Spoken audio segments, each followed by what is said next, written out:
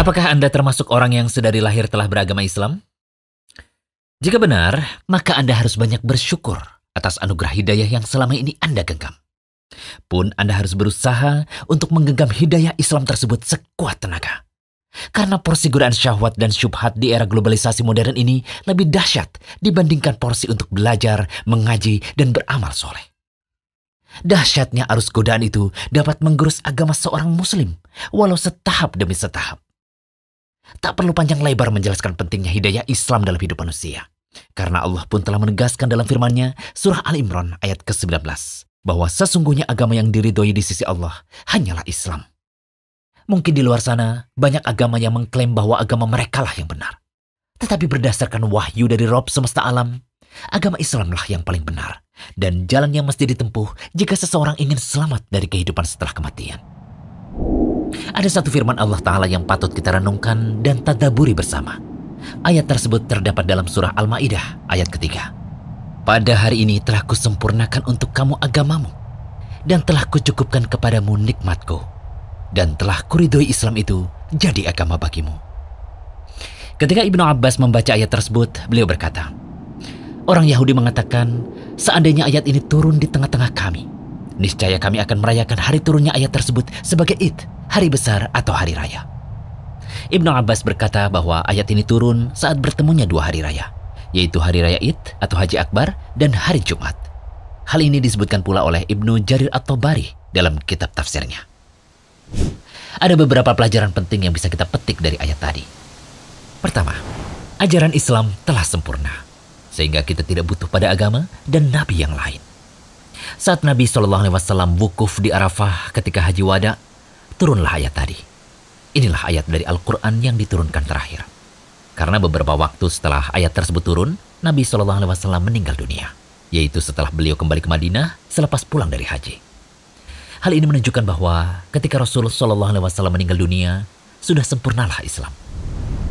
Seorang ahli tafsir terkemuka, yakni Ibnu Katsir rahimahullah, berkata tentang ayat ini, inilah nikmat Allah Azza wa Jalla yang terbesar bagi umat ini, di mana Allah telah menyempurnakan agama mereka, sehingga mereka pun tidak lagi membutuhkan agama lain selain agama ini. Juga tidak membutuhkan nabi lain selain nabi mereka, Muhammad SAW. Oleh karena itu, Allah menjadikan Nabi Muhammad SAW sebagai penutup para nabi dan mengutusnya kepada kalangan jin dan manusia. Maka perkara yang halal adalah yang beliau SAW halalkan, dan perkara yang haram adalah yang beliau SAW haramkan. Pelajaran kedua, tidak perlu ada penambahan dan pengurangan dalam ibadah, alias kita dilarang berbuat bid'ah, yakni amalan yang tidak ada tuntunan. Ibnu Abbas radhiyallahu anhu berkata, Allah telah menyempurnakan Islam, sehingga mereka, yakni umat Islam, tidak perlu lagi menambah ajaran Rasul selamanya. Dan Allah pun telah membuat ajaran Islam itu sempurna, sehingga jangan sampai dikurangi selamanya. Jika Allah telah ridho, maka janganlah ada yang murka dengan ajaran Islam selamanya. Dari Aisyah radhiyallahu anha, Nabi SAW bersabda, barang siapa membuat suatu perkara baru dalam agama kami ini yang tidak ada asalnya, maka perkara tersebut tertolak. Hadis riwayat Bukhari dan Muslim. Ketiga, ayat yang sedang kita bahas ini adalah sanggahan untuk orang yang mendiskreditkan Islam dengan mengatakan bahwa Islam tidak cocok untuk setiap zaman dan setiap tempat. Seperti orang yang mengatakan bahwa Islam itu benar-benar kuno dan tidak cocok lagi untuk zaman saat ini. Jika dikatakan dalam ayat bahwa Islam telah sempurna, berarti Islam itu cocok untuk setiap zaman dan tempat. Jika sebagian orang dangkal dalam memahami Islam, maka yang keliru bukan Islamnya, tetapi karena kejahilan dan kedangkalan pikirannya. Jadi Islam itu sempurna dan berlaku untuk setiap zaman bagi para hamba, hingga datangnya hari kiamat. Keempat, memeluk Islam adalah nikmat yang amat besar yang patut disyukuri bagi setiap pemeluknya. Jika dikatakan dalam ayat bahwa Allah telah mencukupkan nikmatnya, maka hal ini menunjukkan Islam adalah nikmat yang paling besar bagi seorang hamba. Namun siapa yang menerima nikmat ini, itulah yang mereka bisa mengambil manfaat.